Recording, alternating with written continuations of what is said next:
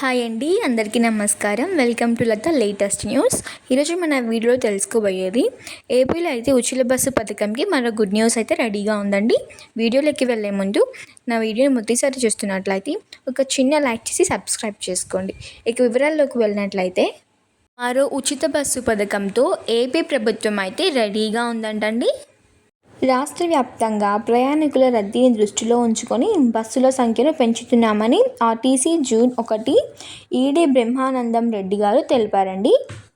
2028 నాటికి అన్ని డిపోలకు ఎలక్ట్రికల్ బస్సులు వస్తాయని, ఉమ్మడి విజయనగరం జిల్లాకు అయితే 98 బస్సులు వస్తాయని చెప్పారు. ఆర్టీసీ బస్సులకి ప్రయాణించే మహిళలకు మెరుగైన సేవలు అందించాలని ఆర్టీసీ సిబ్బంది కోరుతున్నట్లు అధిగమించడానికి ప్రయాణికులుగా సిద్ధం చేస్తున్నామని తెలిపారండి. ఇకపోతే ఆన్ కాల్ డ్రైవర్లను సంపాదిస్తామని బ్రహ్మానందం రెడ్డి గారు అయితే చెప్తున్నారండి. రాష్ట్రంలో స్త్రీ శక్తి పథకం ద్వారా మహిళలకు మెరుగైన సేవలు అందించేందుకు శక్తి వంచన లేకుండా కృషి చేస్తున్నారండి. ఈడీ బ్రహ్మానందం రెడ్డి ఎలక్ట్రికల్ బస్సులు, కొత్త బస్సులు అందుబాటులోకి వస్తే స్త్రీశక్తి పథకంలో మహిళల ఉచిత బస్సు ప్రయాణానికి ఇబ్బంది లేకుండా పోతుంది. ఎలక్ట్రికల్ బస్సులు త్వరలోనే అందుబాటులోకి వస్తాయని ఆయన స్పష్టం చేశారండి. అంతేకాదు కండక్టర్లు, డ్రైవర్లు కొరత కూడా వాస్తవమేనని, ఈ సమస్యను అధిగమించేందుకు ప్రయాణికులు సిద్ధం చేస్తున్నారని తెలిపారు. పార్వతీపురం మనం జిల్లా కేంద్రంలోని ఆర్టీసీ డిపోస్టేట్ గ్యారేజీలో సమస్యలపై డిపోలో వెంకటేశ్వరరావు గారు అయితే తీవ్ర బాధతో వ్యక్తం చేశారండి.